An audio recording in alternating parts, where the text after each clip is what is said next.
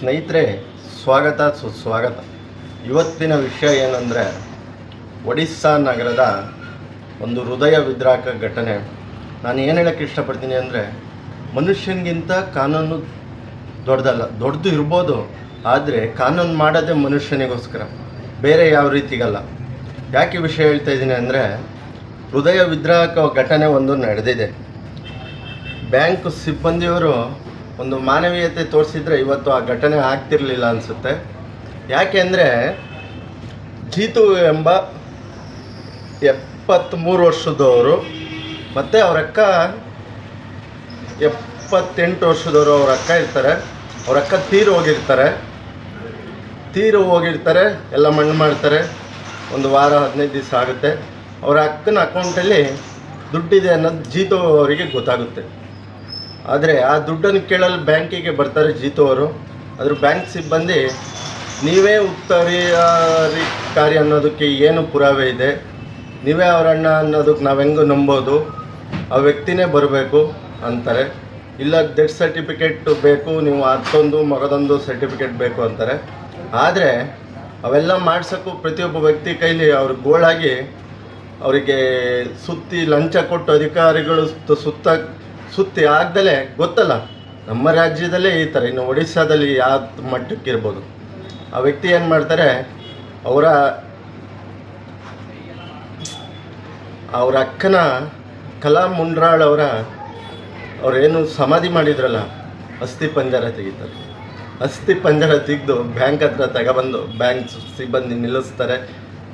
ಅದನ್ನೆಲ್ಲ ನೋಡಿದ ಎಷ್ಟು ಟೀಕೆ ಬರ್ತಾಯಿದೆ ಸೋಷಿಯಲ್ ಮೀಡಿಯಾದಲ್ಲಿ ಅಂದರೆ, ಈ ಗ್ರಾಮೀಣ ಬ್ಯಾಂಕ್ನವರು ಯಾವುದೇ ಬ್ಯಾಂಕ್ನಾಗಲಿ, ಒಂದು ಮನುಷ್ಯನ ಕಷ್ಟಕ್ಕಿಂತ ನಿಮ್ಮ ಕಾನೂನು ಮೇಲಲ್ಲ. ಕಾನೂನು ದೊಡ್ಡದೇ, ಆದರೆ ಮನುಷ್ಯ ಕಷ್ಟಕ್ಕಿಂತ ಅಲ್ಲ. ಯಾವುದೇ ಒಂದು ಸಂಸ್ಥೆ ಆಗಲಿ, ಯಾವುದೇ ಇದಾಗಲಿ. ಆಮೇಲೆ ಈ ಹಣನ ಎಲ್ಲ ಬಂದು ಪೊಲೀಸ್ನವರು ಬ್ಯಾಂಕ್ ಸಿಬ್ಬಂದಿ ಹತ್ರ ಮಾತಾಡಿ ಇವತ್ತು ಅವರಿಗೆ 19,300 ರೂಪಾಯಿ ಕೊಡಿಸಿದ್ದಾರೆ. 19,300 ರೂಪಾಯಿ ಕೊಡಿಸಿರೋ ದೊಡ್ಡ ವಿಷಯ ಅಲ್ಲ. ಆದರೆ ಅವರು ಬಂದಾಗ ಒಂದು ಮಾನವೀಯತೆ ತೋರಿ ಒಂದು ಯಾವುದೋ ಒಂದು ಪತ್ರನೋ ಯಾವುದೋ ಒಂದು ಅಡ್ಜಸ್ಟ್ ಮಾಡಿ ಆ ಬಡವನಿಗೆ ಕೊಟ್ಟಿದ್ದರೆ ಈ ಪರಿಸ್ಥಿತಿ ಬರ್ತಿರಲಿಲ್ಲ. ಜೀವಂತ ಸಮಾಧಿಯಾದ ಆ ಕಲಾ ಮುಂಡ್ರಾಳ್ ಅವರ ಪಂಚಭೂತಗಳಲ್ಲಿ ಲೀನ ಆದಂಥ ದೇಹನ ಅಸ್ಥಿ ಪಂಜರನ ಹೊರಗೆ ಸಂದರ್ಭ ಬರ್ತಿರಲಿಲ್ಲ ಸ್ನೇಹಿತರೆ. ಯಾಕೆ ಈ ಮಾತು ಹೇಳ್ತಾ ಇದ್ದೀನಿ ಅಂದರೆ, ಮನುಷ್ಯನಿಗೋಸ್ಕರ ಕಾನೂನು ಮಾಡೋದಲ್ವಾ. ಮನುಷ್ಯನ ಕಷ್ಟನೂ ನೋಡ್ಬೇಕ್ರಿ.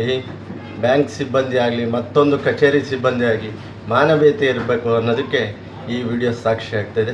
ಯಾಕೆ ಈ ವಿಡಿಯೋ ಮಾಡಬೇಕು ಅನ್ನಿಸ್ತು ಅಂದರೆ, ಯಾವುದೇ ಕಚೇರಿಗೆ ಹೋದರೆ ಒಂದು ಸ್ವಲ್ಪ ವಯಸ್ಸಾದವರು, ಬಡವರು ಯಾರು ಇರ್ತಾರೆ ನೋಡಿ, ಅವರಿಗೆ ನಿಮ್ಮ ಕಾನೂನನ್ನು ಒಂದು ಸ್ವಲ್ಪ ಸಮಯ ತಟ್ಟ ಮಾಡಿ ಅವರಿಗೆ ಮಾಡಿಕೊಡ್ಬೇಕಾಗುತ್ತೆ.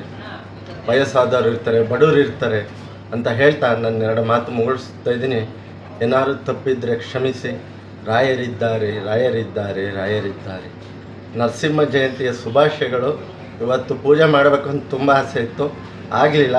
ಯಾಕೆಂದರೆ ಕೆಲಸದ ಸಮಯ ಅಭಾವ. ಹಾಗಾಗಿ ವಿಡಿಯೋ ಮಾಡೋದು ನನ್ನ ಕರ್ತವ್ಯ. ನೀವು ಎಷ್ಟೇ ಜನ ನೋಡಿ, 1 ಜನ 2 ಜನ 3 ಜನ, ನಾನು ಮಾಡಬೇಕು ಅನ್ನೋದು, ನಿಮ್ಮ ಮುಂದೆ ಇಡಬೇಕು ಅನ್ನೋದು ಕರ್ತವ್ಯ.